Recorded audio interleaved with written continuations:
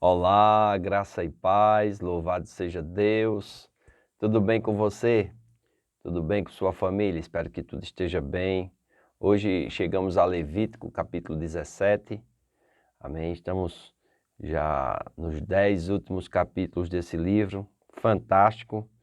Nós precisamos entender mais a respeito do livro de Levítico. Amém? Disse o Senhor a Moisés: Fala a Arão e seus filhos e a todos os filhos de Israel e dize-lhes: Isto é o que o Senhor ordenou, dizendo: Qualquer homem da casa de Israel que imolar boi, ou cordeiro, ou cabra, no arraial ou fora dele, e os não trouxer à porta da tenda da congregação como oferta ao Senhor diante do seu tabernáculo, a tal homem será imputada a culpa do sangue. Derramou sangue, pelo que este homem será eliminado do seu povo. Para que os filhos de Israel, trazendo os seus sacrifícios, que imolam em campo aberto, ou apresentem ao Senhor à porta da tenda da congregação, ao sacerdote, e os ofereçam por sacrifícios pacíficos ao Senhor, o sacerdote aspergirá o sangue sobre o altar do Senhor, e à porta da tenda da congregação, e queimará a gordura de aroma agradável ao Senhor.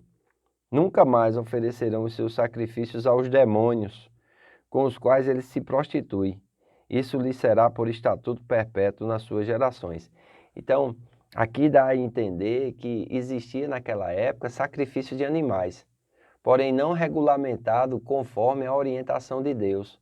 Mas eles faziam isso baseado nas suas crenças e refém do misticismo, né? Então, muitos ofereciam sangue aos demônios, né? E se prostituíam. E a prostituição aqui, tanto espiritual, como também uma prostituição, vamos dizer assim, entre homens e mulheres, era comum naquela época. Amém? E Deus está querendo trazer aqui, como estatuto perpétuo, que a vida só será derramada diante dele. E Deus também vai trazer aqui a proibição, tanto de comer como de beber sangue. Amém? Versículo 10.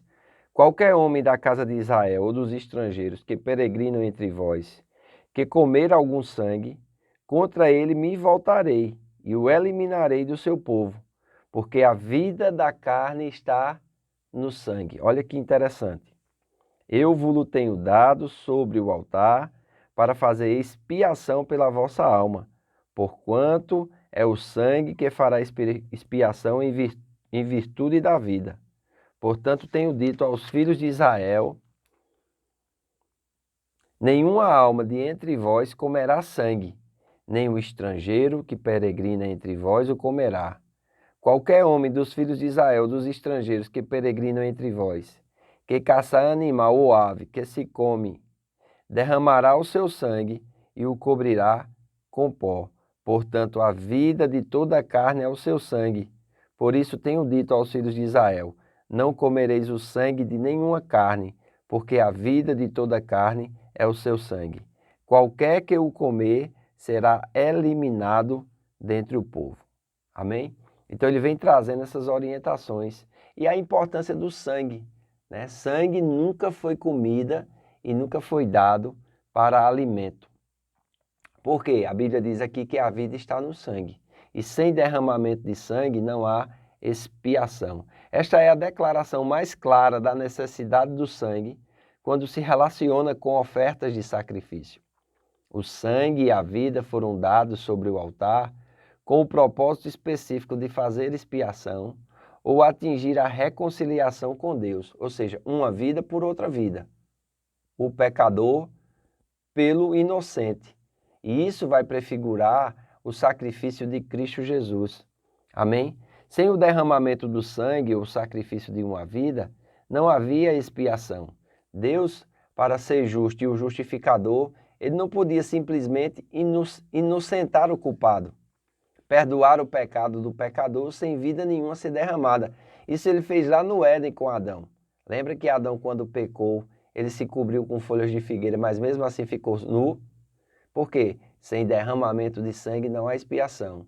Deus faz com que um animal seja imolado, derrama o sangue daquele animal como substituto de Adão e Eva, tira da pele daquele animal e faz roupas para cobrir a nudez. Ali estava estabelecida a justiça que Deus tinha que Deus tinha inquirido ao homem.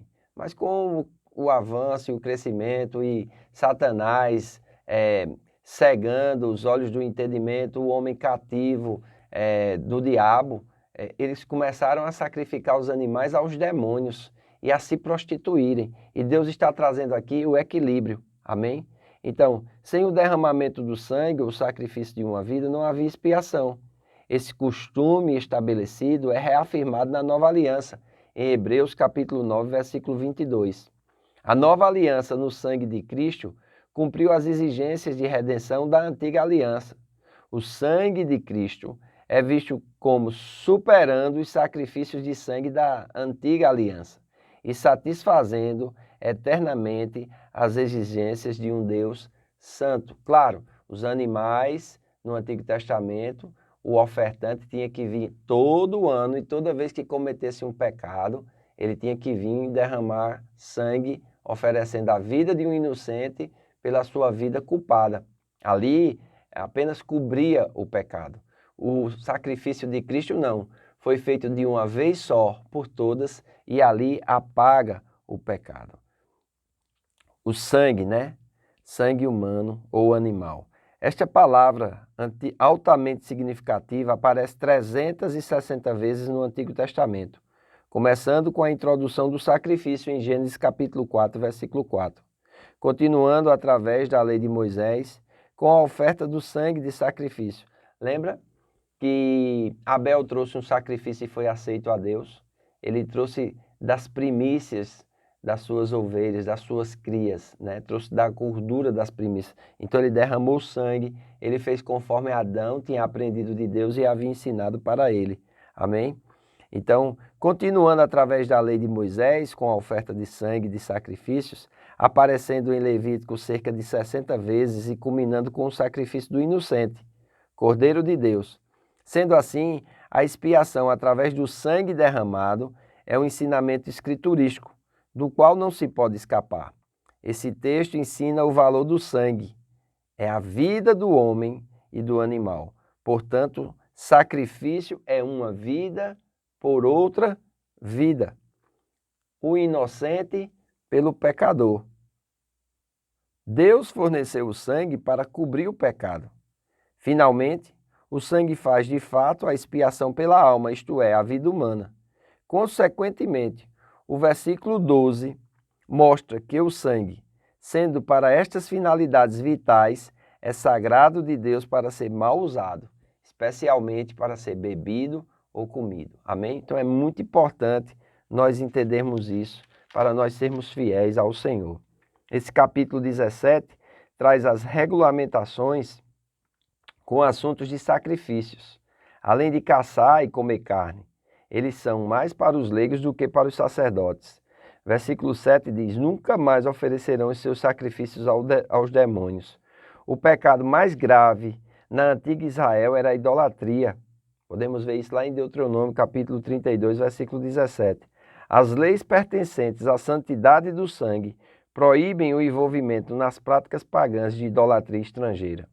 A essência da fé judaica monoteísta estava contida no verso: ouve Israel, o Senhor nosso Deus é o único Senhor. Deuteronômio capítulo 6, versículo 4. A igreja primitiva tinha preocupações semelhantes com a questão dos gentios, que vinham de ambientes pagãos, para a fé em Jesus como Messias e Senhor.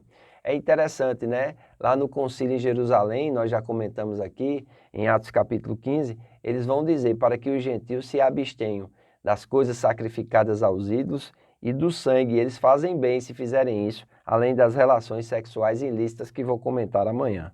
Porque a vida da carne está no sangue. O sangue representa a força da vida da alma vivente.